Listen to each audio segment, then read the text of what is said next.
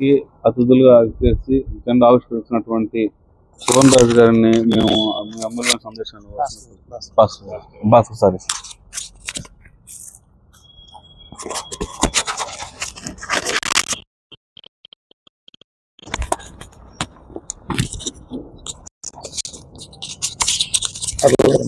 నేను గట్టిగానే మాట్లాడతాను. ఇందాక మనం ఆలపించిన వందే మాతరం గీతానికి ఈ సంవత్సరానికి 150 ఏళ్ళు నిండాయి. వందే మాతరం గీతం రచించి ఈ 150 సంవత్సరాలు అయినాయి. ఇది యాక్చువల్గా ఈ ఏడాది భారత ప్రభుత్వం 150th ఇయర్ ఆఫ్ వందే మాతరంగా సెలబ్రేట్ చేసుకుంటుంది.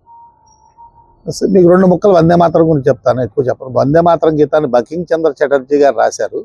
దీన్ని ఆనందమఠ అనే నవల్లో రాశారు ఆయన. దీన్ని ప్రత్యేకంగా దేశం కోసం తీసుకోవడం కానీ దేశం కోసం రాయడం కానీ జరగలేదు, జనగణమన రాయబడినట్టు. ఇది ఆనందమఠ అనే నవల్లో రాయబడింది. ఆనందమఠ అనే నవల మూలం ఏంటంటే, కొంతమంది సాధువులు బ్రిటిష్ ఇండియాకి అగెనిస్ట్గా ఫైట్ చేస్తారు. సాధువులు అంటే సన్యాసం స్వీకరించి హిమాలయాల్లో తిరిగే సాధువులు అగెనిస్ట్ బ్రిటిష్ ఇండియా ఫైట్ చేయడం అనే ఇతివృత్తం ఆధారంగా ఆనందమఠ అనే నవల రాయడం జరిగింది. అందులో ఉంటుంది వందే మాతరం. జనరల్గా ట్యూను వందే మాతరం ట్యూన్ మనం పాడినట్టు కాకుండా చాలా స్పీడ్గా ఉండే ట్యూను మొదట్లో దీనికి కల్పించడం జరిగింది. అది వందే మాతరం యొక్క చరిత్ర.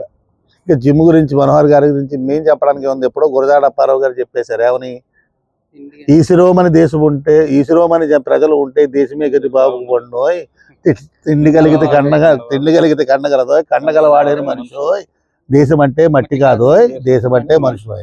కాబట్టి అలాంటి మనుషులు తయారు చేయడానికి ఆయన కృషి చేస్తున్నాడు. కాబట్టి ఆయన తోచిన సాయం మనం చేద్దాం, మనం కూడా కండలు పెంచుకుందాం అని గురజాడ అప్పారావు గారు ఎప్పుడో చెప్పారు. ఈ అవకాశం నాకు ఇచ్చి నన్ను ఇంతగా గౌరవించిన మీ అందరికీ పేరు పేరున కృతజ్ఞతలు చెప్పుకుంటూ జై హింద్.